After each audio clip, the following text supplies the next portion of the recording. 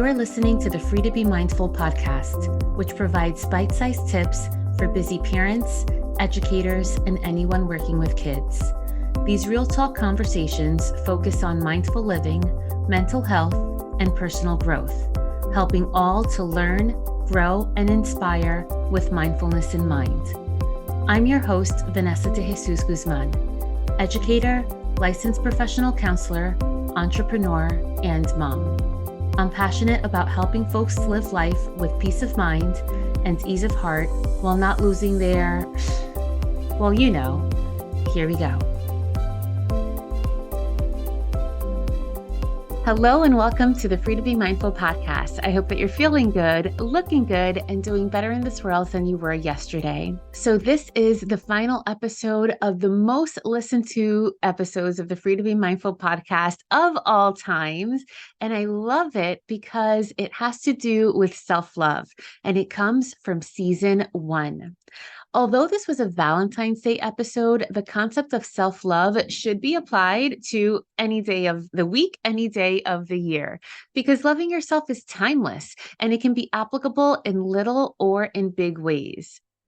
And I still also wish that Valentine's Day stressed the concept of self-love as much as it stresses the concept of loving others.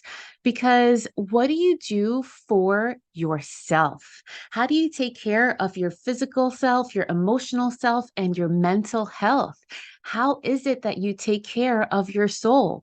And as I ask those questions, I wonder, do you actually have an answer to those questions? Because sometimes we don't really do a great job at this.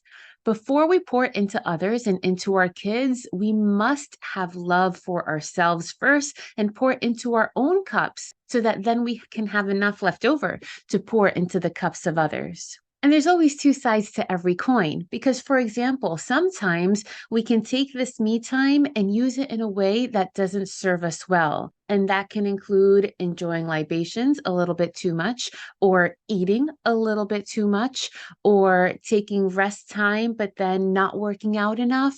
It's all about having a balance. And many of us lose this balance, my friends, myself included, doing things to excess, like drowning in work or saying that you're on a creative streak, but then ignoring other important parts of your life.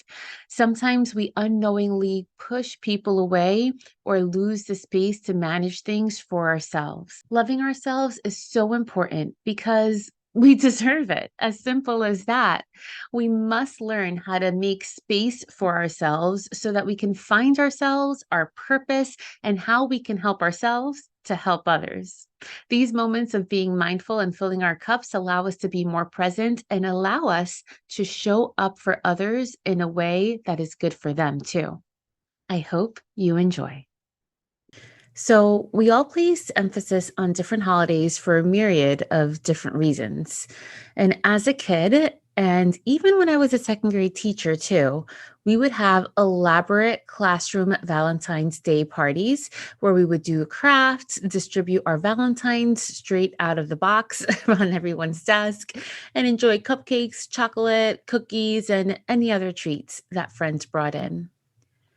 In high school, I remember having carnation sales too, where you would buy a carnation with a small card for a couple of dollars and send white carnations to friends and red carnations to secret admirers. And it was all really exciting. Nowadays, most schools don't allow treats to be distributed in classrooms anymore. And still in 2021, most schools, if they're even open, don't even allow parents or visitors into the building.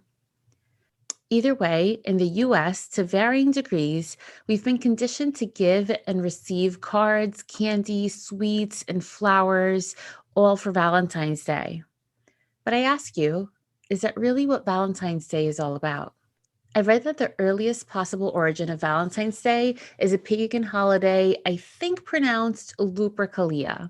So this happened for centuries, always in the middle of February, and it was meant to celebrate fertility. So men would strip naked and sacrifice a goat or a dog, and then young boys would then take the strips or hide from the sacrificed animals and would use it to whip women to promote fertility, all in the name of fertility. I'm glad that doesn't happen anymore. And thousands of years later, it was poets like Chaucer and Shakespeare who then begin to link romance to the holiday of Valentine's Day. And with time, it's become Valentine's Day as we know it. It wasn't until the time around the Revolutionary War between 1775 and 1783 that Valentine's Day became a popular thing as people began handwriting love notes to their sweethearts. And all these years later, here we are in 2021 with the general population still carrying out many of these traditions. Not the sacrificing animals part, but more so the card part. I just wish that Valentine's Day had more of the tradition of self love. I wish that that would become as popular as some of the other traditions just mentioned.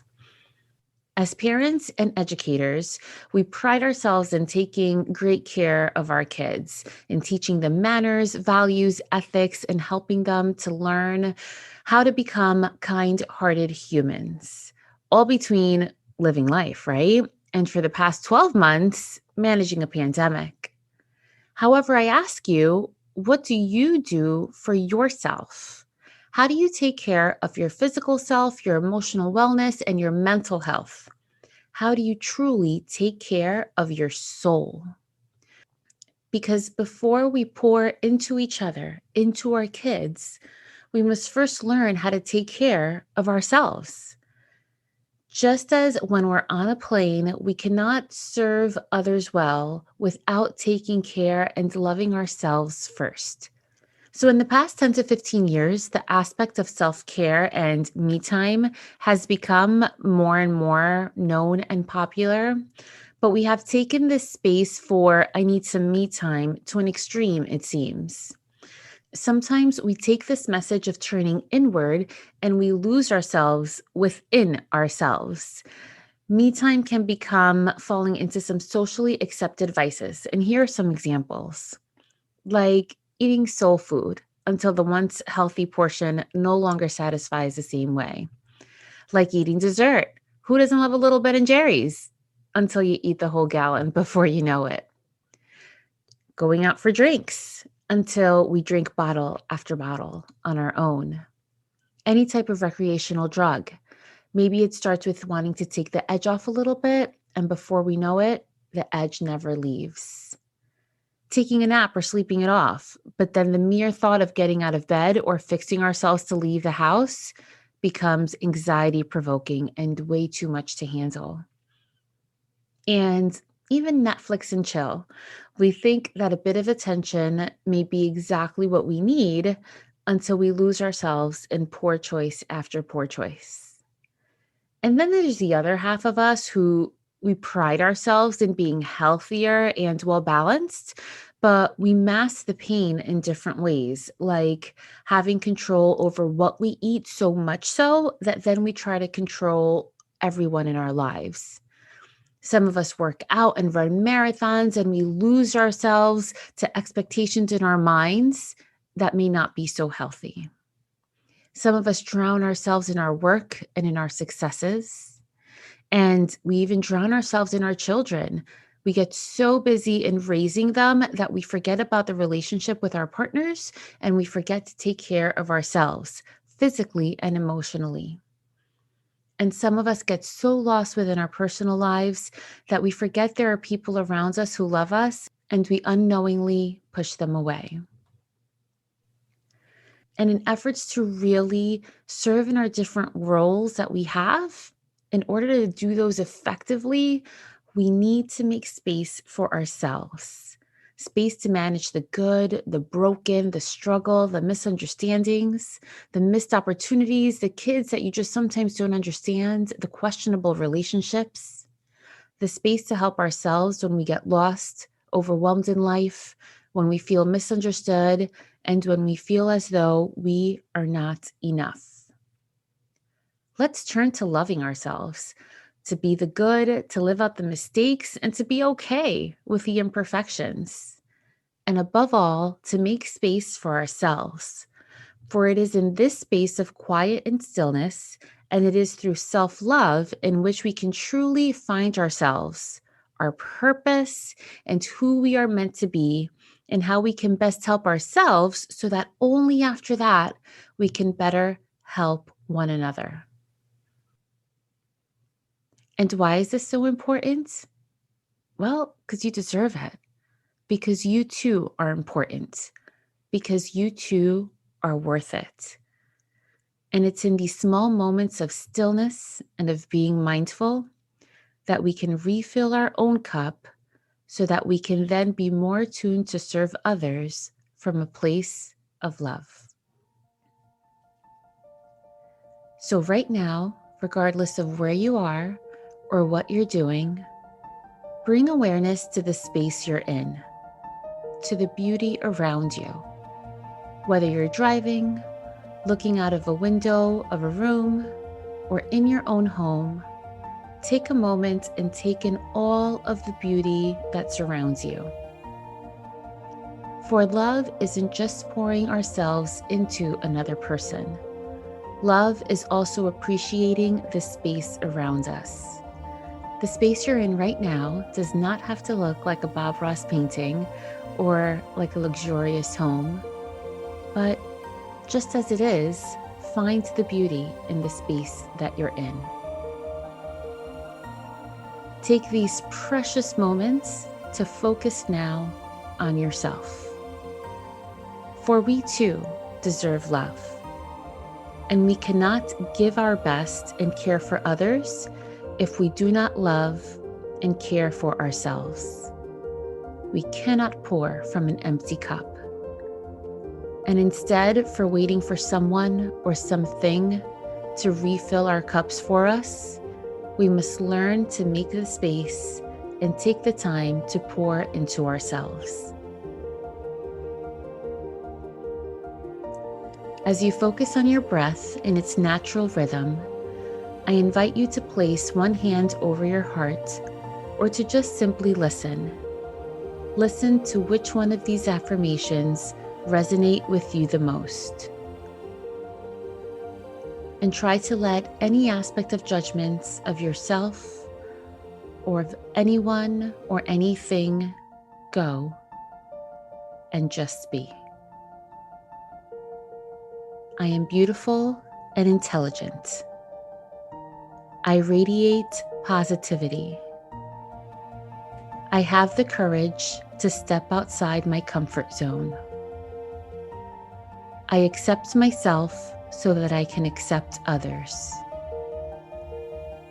I release pain from my past and anxiety about my future. I am resilient and can get through any struggle. I have the power to change my story.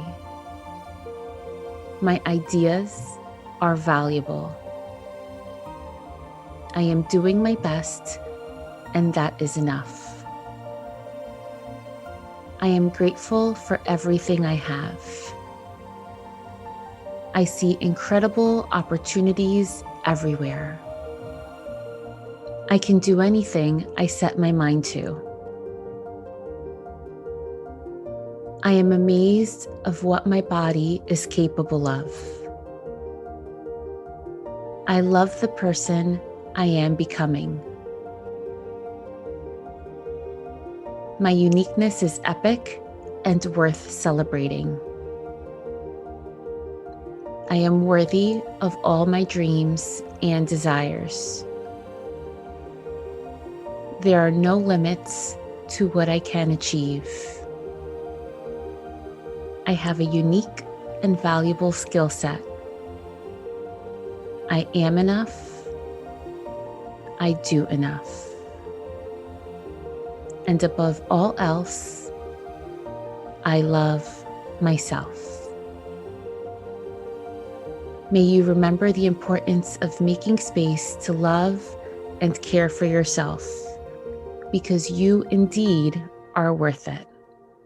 Have a great week.